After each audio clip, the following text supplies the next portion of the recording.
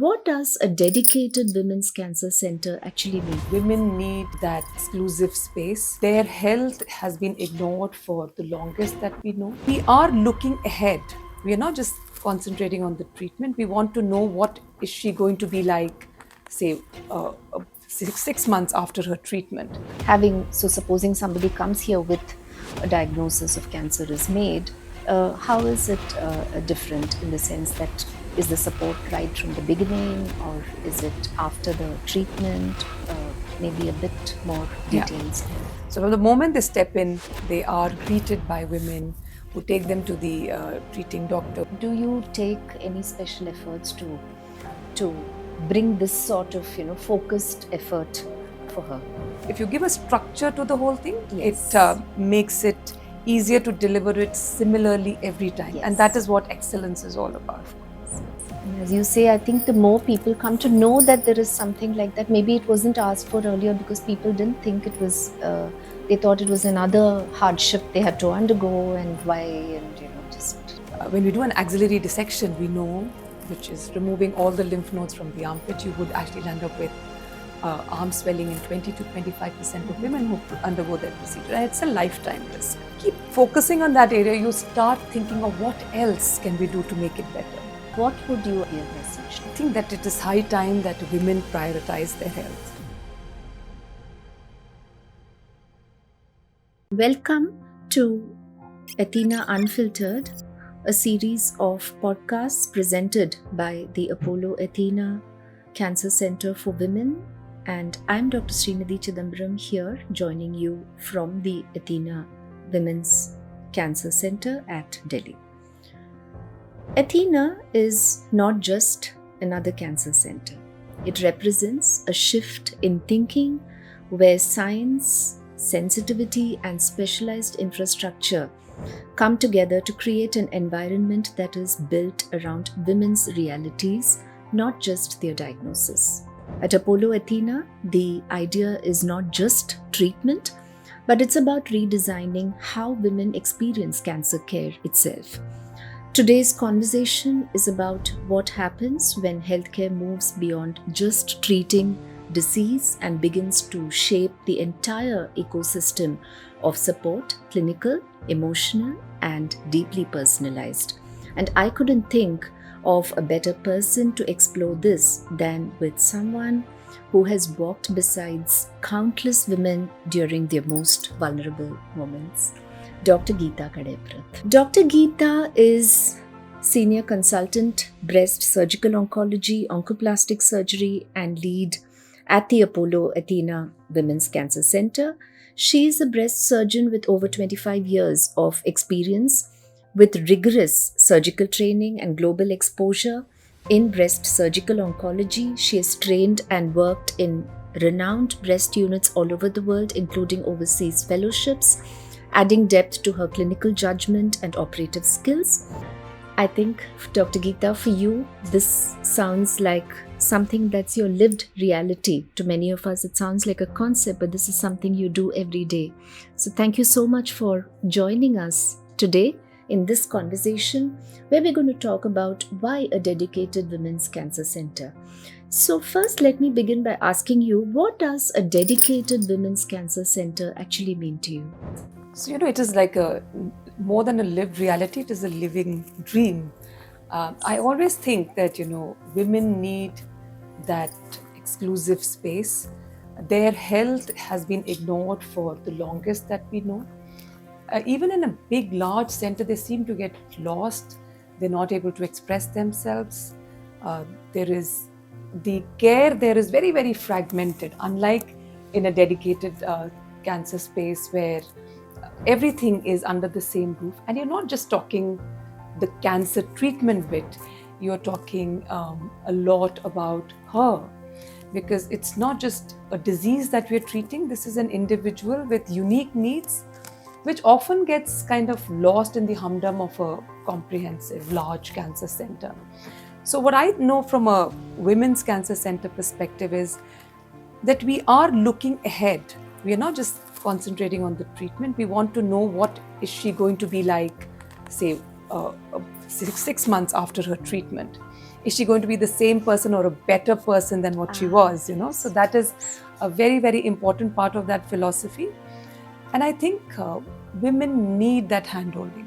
So, as women, women like to be pampered and taken care of, although they spend all their lives taking care of others, but they do like to be taken care of as well.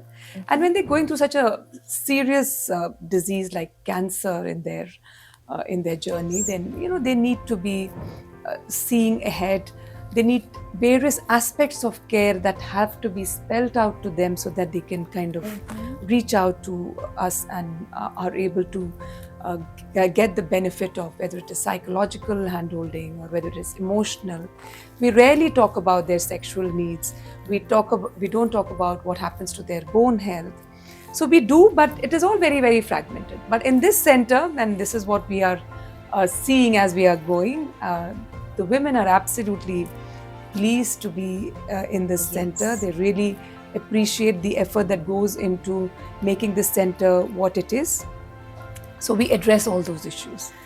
Yeah. So it's more about, it's not just treating the disease, but a complete supporting the journey, which is not just sitting there and telling her what medicines to So take, that is the easiest bit to do, but to handhold her through each aspect of her life is very, very important. That holistic. Could you tell me how exactly, give me an example of, how is it different to be here in a space that is designed around her rather than, a system that was never built for her? So how does it really translate in a person who's having, so supposing somebody comes here with a diagnosis of cancer is made, how is it different in the sense that is the support right from the beginning, or is it after the treatment? Maybe a bit more details. Yeah. So once the woman walks into Apollo Athenaa, there is this feeling that not just her, but also her male partners would say that, it doesn't feel like we walked into a hospital. It feels very warm. There is this thing about a lot of women participating in care. So from the moment they step in, they are greeted by women who take them to the treating doctor, who again is likely to be a woman. We have very, very few male counterparts. Not that they do any lesser job, but I think that comfort begins there, when they're seeing everybody who's handholding through the process. A lot of them are women. So there's a lot of comfort to start with. And then when they're going through their diagnostics, they go to a space, again, very, very, women-friendly place. So if you're going through a mammogram, you want the technician to be a woman, somebody who's warm and nice and taking you through this process, because mammogram is always thought of as a very difficult procedure. It is painful. Fairly intimate too. So. Yes. So, and they can get very intimidated by the whole process. But if you have this lovely young lady who's taking you through the process, it changes the whole perception of that process. And most of them come out and say that it was not as bad as I thought it was. So I think that happens. And then there is the biopsy. So everybody is kind of taking you through every single process, explaining things, hand-holding you through it.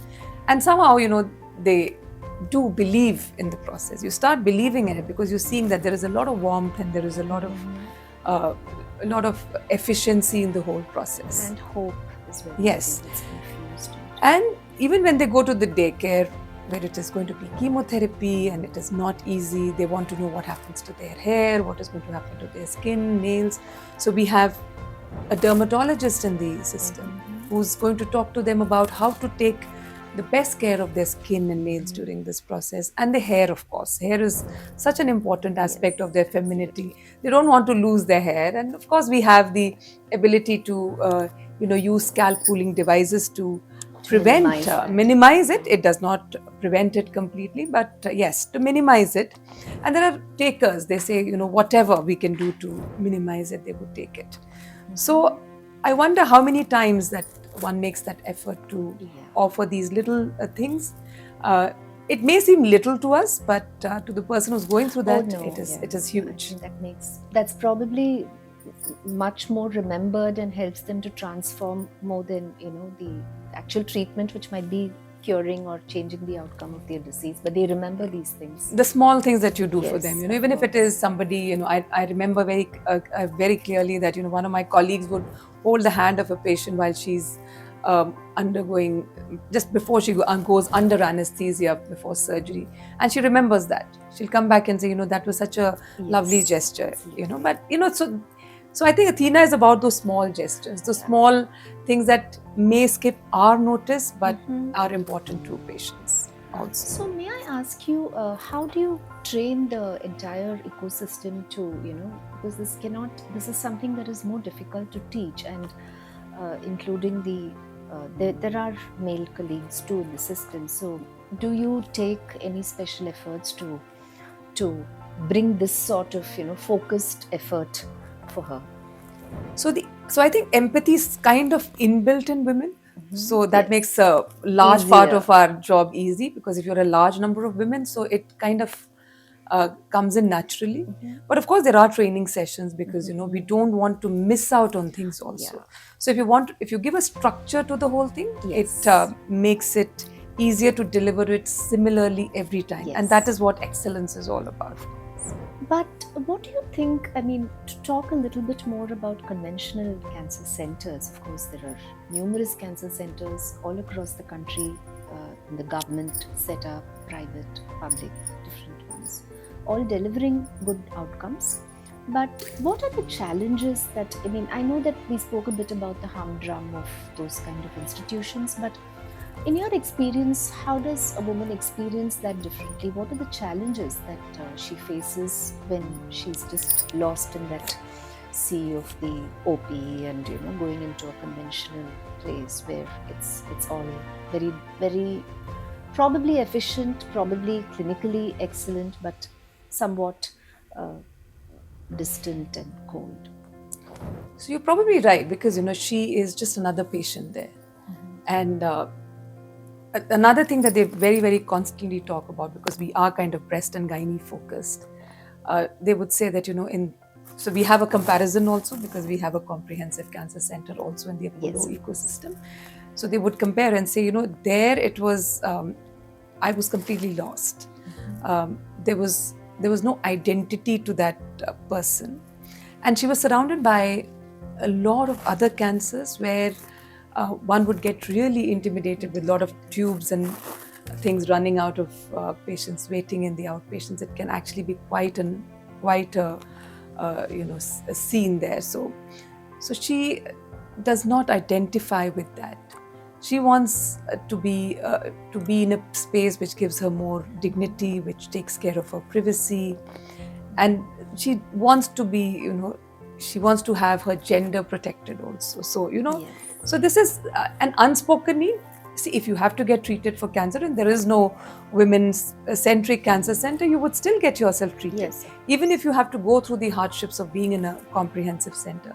And the fact that she has to run through different departments, several departments, you may not necessarily be handheld through all those bits. And because we are a small, compact center, the fact that you get everything under the same roof, and you don't have to go across vast expanses of areas to run across to various departments and kind of start all over again. So the compactness of the center is also something that is very appealing to women. And do you think that this sort of comfort and empathy which we are showing, that this is the way it can be done, do you think this will encourage more women to be more aware of early detection, and has it kind of removed their emotional hesitancy sometimes? Or what is it? Why do you think people are getting treated early, screened early?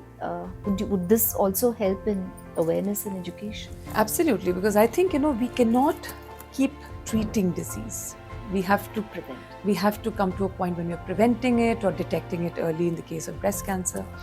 So the hesitancy goes, especially when you're in a all-women center, because once you try to propagate the fact that this is one space where we do everything from screening to treatment to aftercare, that again appeals to patients, women really. So like I said, in that humdrum, sometimes, you just don't feel the need to go in for a preventive thing, unless, like you said, preventive is not something, she can forego it as far as she's concerned. So she doesn't have to go through a very busy center trying to get herself screened. But in a smaller, quieter, calmer center, she may just agree to go for it. And she may see merit in looking at screening and early detection as a very, very favorable proposition, which may actually prevent a disease from happening, or detect that disease early and treat it, in a much less morbid manner. So we do have our preventive screening programs also. Yes, here. we do. The other thing, there is something that, so I was in a larger, more comprehensive center earlier. But, if you were to discuss things that are important to a woman, you may actually want to do it in a space where there are people who are kind of focused on that area. I mean, for that matter, reconstruction. For a long time, I would be hesitant to talk about breast reconstruction. And that is not because the woman in front of me did not deserve it. It is just that I was not confident about what could be offered to that patient. We have fantastic plastic surgeons, but they do a lot of things. They would be doing a brilliant head and neck, reconstructive surgery, which is a large part of, cancer surgery rehabilitation. But they would be doing very few breast reconstructive surgeries. So, it is not the same. But if you have somebody who's exclusively breast reconstructive surgeon, the results, the outcomes are going to be much, much better than when you do it one-off. And we're seeing that happening in Athenaa. And do you think more and more women are coming forward for these options, and they want these options, as opposed to, women who used to just say, as long as I'm disease-free, pain-free, it's fine. Do you think women are now... they're more discerning, certainly more discerning. And they do want to explore that option. Aesthetics. And I kind of was surprised myself, because like I said, when you don't offer, you don't have that option on your plate. And when you're offering it, I'm seeing a lot of takers. And when you show them the kind of results that are possible, they're absolutely on board, even if it is slightly expensive, but they want it. They want to just wake up with breasts, and which is not a, it's not an ask which is not valid. So I think we should be able to offer it if we have the expertise. Yes. And as you say, I think the more people come to know that there is something like that, maybe it wasn't asked for earlier because people didn't think it was, they thought it was another hardship they had to undergo, and why, and just live with it, kind of thing. And in the same breath, I would say, things like the kind of surgical treatment that we offer, like when we do an axillary dissection, we know, which is removing all the lymph nodes from the armpit, you would actually land up with arm swelling in 20 to 25% of women who undergo that procedure, and it's a lifetime risk. So now what we have to do is, when you keep focusing on that area, you start thinking of what else can we do to make it better. So what we have started doing now is, for those women who have to undergo an axillary dissection for whatever reason, we offer them something called prophylactic lymphovenous anastomosis. So it's a prophylactic procedure which actually, those channels which are kind of disrupted by the axillary dissection are kind of anastomosed or are joined to a suitable vein, so that you maintain the continuity of the fluid from the arm to the veins, so there is no disruption. You preempt that that problem, which I think is something wonderful, and we will certainly look at how our outcomes are in year 1 and year 2 and see whether it is benefiting our patients. And how do you do your outreach? So how do you convey that all this information is? I mean, do you do community programs? How will women know that these facilities are available? So we are reaching out to the community, and we have certain foundations which are working with us, and these foundations have been started by patients in the past, And we have various workshops that we do with that organization and reach out to people in colleges, in residential areas, in corporate offices, where we kind of do these awareness workshops. And then we also offer them various, because now we are a new center, we offer them various discounts on the preventive packages that we have. Mm-hmm. And so we are kind of reaching out to not just within 5 kilometers of our vicinity, but we're also reaching out to people elsewhere, because I think when you have a concept like that, women are willing to travel the distance to be there. Yeah. So are you also envisaging such centers throughout the country? So I think we are trying to make that statement. Once we think that this concept is successful, it matters, then I'm sure we will have more takers, and we should be able to replicate similar centers in the rest of the country.